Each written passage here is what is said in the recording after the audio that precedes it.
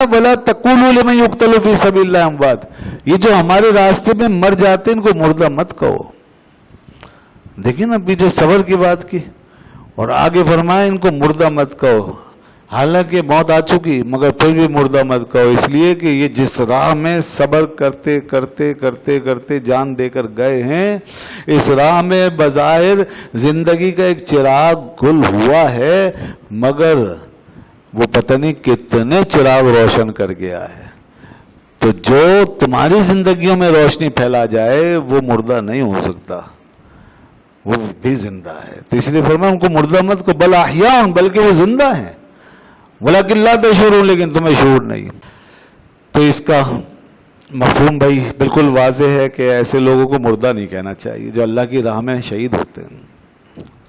और आज क्या दौर आ गया है कि लोग जो है ऐसे लफ्ज़ बोल देते हैं माज़अल्लाह कि मर गए, मर के मिट्टी में मिल गए, माज़अल्लाह ऐसी ज़ुबान में बात कर रहे होते हैं। तकरीरों में सुने आप ऐसे अल्फाज इस्तेमाल कर रहे होते हैं और वो ऐसी आयतें पढ़ेंगे जिसमें कि उनके अपने मज़ऊमा मफ़हूम की तस्कीन होती है, तायद होती है। जैसे इन्नका मय्यतुन, आप भी मौत से हमकिनार होने वाले हैं, वो बहुत बड़ा उल्टा सीधा तर्जमा करते हैं, यानी बेअदबी वाला, मरने वाले हैं और ये होने वाले। हम कहते हैं विसाल फरमाने वाले, इंतकाल फरमाने वाले हैं, आपको भी दुनिया से जाना है। तो ये पढ़ के इससे क्या साबित करते हैं, मतलब ये मुर्दा कहें भाई, मौत का कौन मुनकिर है? यहाँ भी कोई मौत का इनकार थोड़ा ही है। जो अल्लाह की राह में मारा गया है उसकी मौत का इनकार थोड़ा ही है। उसे मौत के साथ हमकिनार तो किया जाएगा, ये तो कहा जाएगा कि उसे मौत आ चुकी, लेकिन उसके हक में मुर्दा का लफ्ज नहीं बोला जाएगा। ये नहीं कहेंगे कि मुर्दा है, ये मना कर दिया। और दूसरी जगह फरमाया कि तुम गुमान भी मत करना, वला तहसबन्नल्लज़ीना क़ुतिलू फ़ी सबीलिल्लाहि अमवाता, कि जो अल्लाह की राह में मारे जाते हैं उनको मुर्दा गुमान भी मत करना, बल्कि क्या कहना है, बल अहयाउन, बल्कि वो जिंदा है। तो यूं कहा जाएगा कि मौत के बाद भी जिंदा है, तो मौत का तो इकरार है ना। लोग समझते हैं कि मरने के बाद जिंदगी का कायल होना ये मौत का इनकार है और ये सारा थोप देते हैं हमारे सर पे। कहते हैं जी ये लोग जो हैं, ये हजरात जो ये बातें करते हैं कि जिंदा हैं, ये मौत के मुनकिर हैं। बताइए मौत के मुनकिर कहाँ से होगा? कभी कहा जाता है ये हजरात जो कहते हैं नूर हैं, ये बशर के मुनकिर हैं, बशर के मुनकिर हो गए। कभी कहते हैं कि ये हजरात जो कहते हैं या रसूल अल्लाह और उन्जुर हालना, ये खुदा के मुनकिर हैं। लीजिए हर जगह खामखा मुनकिर है। जहाँ कहीं हमने माना अल्लाह के बंदों को, वहाँ एक इनकार का इल्ज़ाम डाल दिया कि भाई इन्होंने इनकार। तो क्या खुदा को मानने के लिए उसके बंदों का इनकार करना ज़रूरी है? क्या जिंदगी को मानने के लिए इस जिंदगी को मौत का इनकार ज़रूरी है? नहीं, मौत का इकरार करके भी जिंदगी मानी जा सकती है। नूर का इकरार करके भी बशर माना जा सकता है, नूर का इकरार करके भी बशर माना जा सकता है, और वसीले का इकरार करके भी अल्लाह की तौहीद पे कायम रहा जा सकता है। इसमें क्या है? ये सब कुछ पहले जमा था, अब उसको टकरा दिया कि नहीं भाई ये होगा तो ये नहीं होगा, ये एक पॉजिटिव एक नेगेटिव है, दोनों कैसे जमा होंगे? नहीं, ऐसा नहीं है, दोनों की पोजीशन लगे। तो इसी तरह इल्म गैब के हवाले से और दूसरे कमालात के हवाले से लोगों ने समझा कि टकरा गई चीज़ें, नहीं।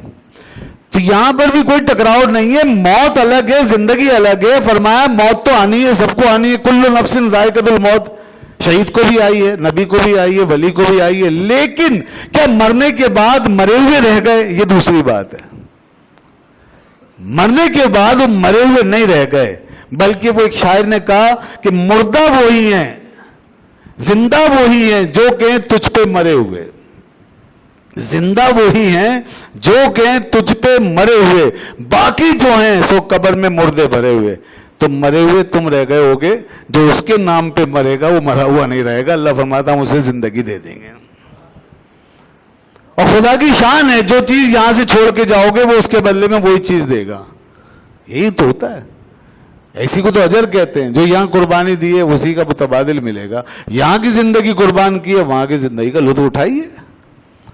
जो यहाँ की दौलत कुर्बान करता है और देता है गरीबों को, वहाँ की दौलत पाता है। जो यहाँ जैसी कुर्बानी देता है वैसा वहाँ अजर पाता है। हकीकत है। तो यहाँ जान दी है तो वहाँ जान मिलेगी। और वो जान ये फरमाया बल अहयाउन वलाकिन ला तशऊरून, ऐसी जान हमने दी है इनको کیا وہ جسم لاشا پڑا ہوا ہے مگر زندہ ہے، جان ہے.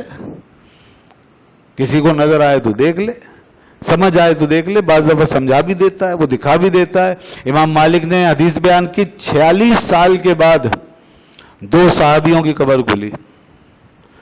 ایسے ہزاروں واقعات ہیں، میں ایک واقعہ بتا رہا ہوں، یہ حدیث میں ہے. 46 سال گزر گئے تھے، وہ دونوں صحابی ایک ہی قبر پہ تھے. ایک تھے عمر بن جموح اور دوسرے تھے عبداللہ بن عمر، دونوں انصاری تھے رضی اللہ عنہما. سیلاب آیا تو قبر تھوڑی سی کھل گئی، پانی گھس گیا. پھر لوگوں نے چاہا کہ اب ان دونوں کو نکال کے اور کسی دوسری جگہ پہ تدفین کریں. 46 سال کے بعد جب قبر کھولی تو دونوں کے دونوں، حدیث میں آتا ہے، دونوں ایسے لیٹے ہوئے تھے جیسے کل ہی لٹایا ہو. بتائیے باب، یہ زندہ نہیں ہے 46 سال کے بعد. حتیٰ کہ یہ بھی آیا آگے کہ ان میں سے ایک کا ہاتھ ان کے زخم پر تھا. جس وقت وہ زخمی ہوئے تھے ان کا ہاتھ اپنے زخم پر تھا، اسی طرح وہ ہاتھ رکھا ہوا تھا. تو اب کسی نے 46 سال کے بعد ان کا ہاتھ ہٹایا، زخم سے ہٹا کے سیدھا کیا، وہ ہاتھ دوبارہ اٹھا اور زخم پہ آ گیا. تو دیکھیے اب یہ کیا ہے، زندگی بھی ہے اور باقاعدہ شعور بھی ہے اور جسم حرکت بھی کر رہا ہے. ایسے بہت واقعات ہوئے ہیں، تو کیسے کہہ سکتے ہیں مردہ؟ اسی لیے علماء نے کہا کہ یہ جو زندگی فرمائی ہے نا قرآن نے، یہ صرف روحانی نہیں ہے، یہ جسمانی بھی ہے. جسمانی بھی ہے، جیسا کہ اس واقعہ سے بھی پتہ چل رہا ہے. روحانی بھی ہے، جسمانی بھی ہے. بعض علماء اس طرف گئے ہیں کہ صرف روحانی ہے، لیکن صحیح یہ ہے، علامہ آلوسی نے پوری بحث کی ہے اس پر، بہت بڑے محقق ہیں وہ اپنے وقت کے. انہوں نے کہا صحیح بات یہ ہے کہ یہ زندگی روحانی بھی ہے، جسمانی بھی ہے جناب. اور تفسیر مظہری میں تو لکھا ہے کہ یہاں تک بھی ہے کہ اللہ تعالیٰ چاہے تو یہ اپنی قبر سے نکل کے جاتے بھی ہیں، جہاں چاہے جاتے. ان اللہ تعالیٰ یوتی لارواحہم قوت الاجساد، فرمایا اللہ تعالیٰ ان کو قوت اجساد عطا فرماتا ہے، یعنی جو جسمانی جیسے نظام کے تحت تھا نا دنیا میں، اس طرح کی قوت پھر ان کو دے دیتا ہے. تو وہ فیذبون ہے تو یشاؤون من السماء والارض والجنت، تو وہ جہاں چاہیں چلے جاتے ہیں، جنت میں، آسمانوں میں، زمین میں، جہاں چاہتے ہیں جاتے ہیں.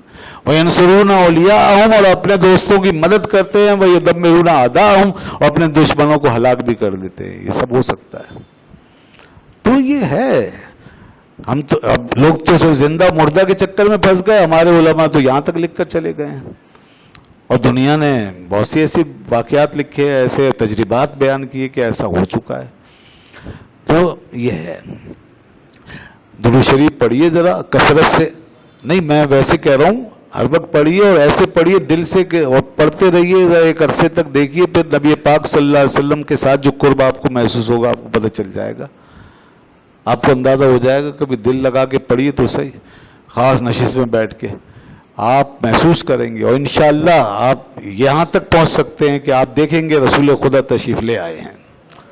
یہ میں نہیں کہتا، یہ کتابوں میں دیکھیے لوگوں نے لکھا ہے. یہ تبلیغی نصاب جو اب اس سے فضائل درود کا چیپٹر الگ ہو گیا، خیر تبلیغی نصاب جس کا درس دیا جاتا ہے تبلیغی جماعت میں، اس میں ہم نے خود پڑھا، ہمارے پاس پرانے نسخے موجود ہیں. درود کے چیپٹر میں یہ واقعات لکھے ہوئے ہیں کہ فلاں صاحب نے درود پڑھا، کثرت سے پڑھا، پابندی سے پڑھا، تو نبی پاک صلی اللہ علیہ وسلم تشریف لے آئے، انہوں نے زیارت کی، ان کے گھر پہ تشریف لے آئے. تو اب نکال دیا، الگ کر دیا، وہ چیپٹر الگ چھپا ہوا ہے، موجود ہے یہ سب. قدرت اللہ شہاب کا دیکھیے پورا شہاب نامہ، اس میں انہوں نے اپنے تجربے لکھے ہیں. انہوں نے کہا میں ایسے ہی درود پڑھتا تھا، بہت پڑھتا تھا، آتے جاتے پڑھتا تھا، بچپن سے پڑھتا آ رہا تھا، اور اس کے بعد میں نے خود دیکھا اللہ کے رسول تشریف لے آئے اور باقاعدہ مجھ پہ کرم فرمایا. اور میں اٹھا، میں آدھی رات کو ہی جاگ گیا تھا اس خواب کی وجہ سے، تو میں رو رہا تھا، میری آواز بلند ہوئی، میری والدہ برابر سے اٹھ کے آ گئیں، مجھے تسلی دی، دلاسا دیا، اور پوچھا کیا ہو گیا. تو پھر میں نے بتایا، تو انہوں نے اس وجہ سے بھی تصدیق کی کہ ہاں تمہارے کمرے میں خوشبو بھی آ رہی ہے، اور رات میں نے تمہارا سر دیکھا تھا، اس میں تیل نہیں تھا، خشک تھا، اور ابھی تیل لگا ہوا ہے، تمہارا سر گیلا ہو رہا ہے اور تیل کے آثار ہیں، تو اس کا مطلب ہے کوئی واقعہ ہو چکا ہے. یہ شہاب نے لکھا ہے. تو یہ کیا ہے؟ دیکھیں نا اب، یہ زندگی نہیں تو اور کیا. اور اس ذات کی بات کر رہے ہیں ہم تو جو ساری زندگیوں کا مرکز ہے، جس کے دروازے سے سب کی زندگیاں تقسیم ہوتی ہیں. حضور تو زندگیاں دینے آئے ہیں. یہ تو حضور کے غلام ہیں جو آپ کے نام پہ سر کٹاتے ہیں. اللہ فرماتا ہے یہ سب زندہ ہیں، ان کو مردہ مت کہو. خود رسول اللہ کی حیات کیا ہوگی؟ سبحان اللہ. ان کی زندگی سب سے زیادہ کبھی ہے. تو یہ ہے بل احیاء ولکن لا تشعرون. مگر ہاں ہم نہیں سمجھ سکتے. اس کا کیا مطلب ہے؟ لوگ اس کو میں بھی بڑا کنفیوژن ڈالتے ہیں. بھائی اس کا مطلب یہ ہے کہ ہم اپنے ان حواس سے نہیں سمجھ سکتے، آنکھوں سے نہیں دیکھ سکتے، ہم اپنے سینسیشن سے نہیں سمجھ سکتے. ہم یہ اس سے ہمارے حواس سے بیونڈ ہے، بیونڈ اوور سینسز. تو یہ اس طرح کی زندگی ہے. یہ جو ہم دیکھ رہے ہیں فزیکلی یہ لائف اور ہے، اور یہاں جو ملی ہوئی ہے وہ دوسری ہے. تو اس لیے اس زندگی کو پانا ہے تو آپ کو اس راستے سے جانا پڑے گا پھر جہاں سے وہ نظر آتی ہے، جیسے دل کے راستے سے، ان کے باطنی تعلق کے حوالے سے. تو یہ اور اس کے بعد فرمایا، اچھا مجھے یاد آیا، ہمیں تو یہ بھی نہیں پتہ چلتا جو مردے قبرستان میں ہم جا کر سلام کرتے ہیں تو جواب دیتے ہیں، حدیث میں آتا جواب دیتے ہیں، ہمیں تو اس کا جواب بھی نہیں پتہ چلتا. حالانکہ جواب دے رہے ہیں وہ، کیونکہ وہ ہمارے اس سینس سے اوپر کی چیز ہے. یہ کانوں کی ہماری جو لمٹ ہے سننے کی وہ فزیکل لمٹ ہے بس، اور وہ نان فزیکل معاملہ ہے. تو اب کیسے سنیں گے؟ تو فرمایا ہاں تم سلام کرو وہ جواب دیں گے. مردے جواب دیتے ہیں، عام مردوں کا یہ معاملہ ہے.